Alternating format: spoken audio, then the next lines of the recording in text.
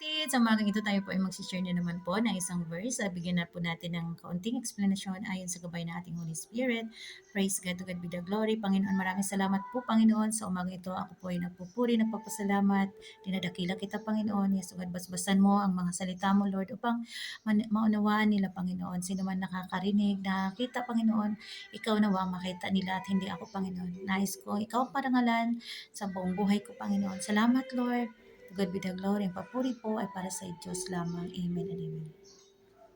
Brother and sister, good morning po sa ating lahat. Sa umaga ito, mag-share lang po muli ako ng verse na makita po natin sa Mark 6:31. Sinabi po dito, at sinabi niya sa kanila, magsiparito kayo ng bukod sa isang dakong ilang at mangagpahinga kayo ng kaunti sapagkat marami ang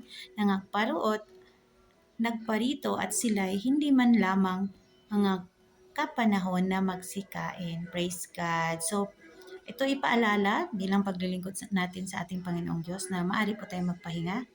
Kapag tayo po ay nangihina, magpahinga po tayo at hanapin natin ang lakas natin sa ating Panginoong Diyos. So, napakaganda ng verse na ito na nais kong i-share sa inyo. So, kapag tayo napagod, kapatid, maaari po tayong magpahinga at hanapin natin ang ating kalakasan sa Panginoon.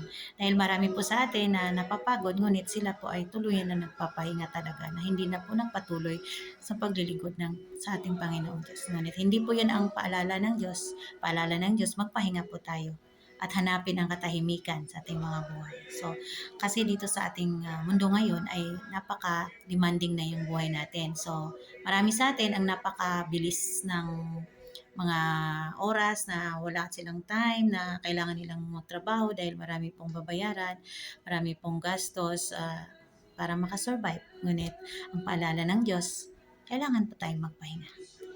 Tumigil saglit at manalangin, bigyan ng puwang ang ating Panginoon sa ating buhay upang ang ating buhay ay maging maayos, kapatid.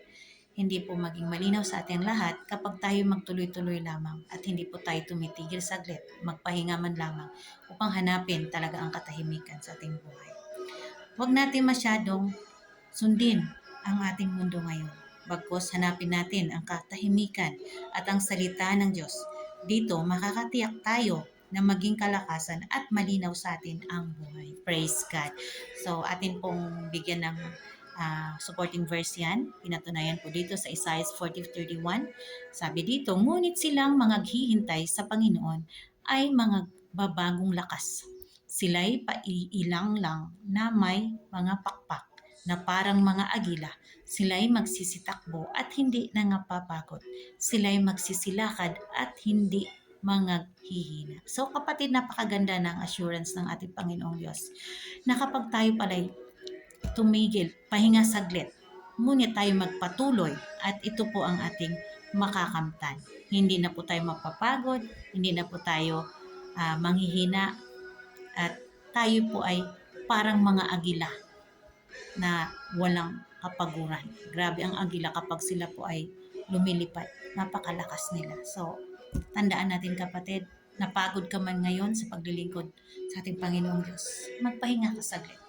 Hanapin ang katahimikan sa iyong buhay at magpatuloy sa gabay na ating Diyos. At lagi nating unawain ang mga salita niya. Lagi nating basahin ang ating Biblia. Lagi nating sundin ang bulong ng Holy Spirit. To God be the glory. Ang papuri po ay para sa Diyos lamang. At ito lamang po ang aking ma-share. Yes, Lord. Hallelujah. Salamat, Panginoon, sa umagang ito.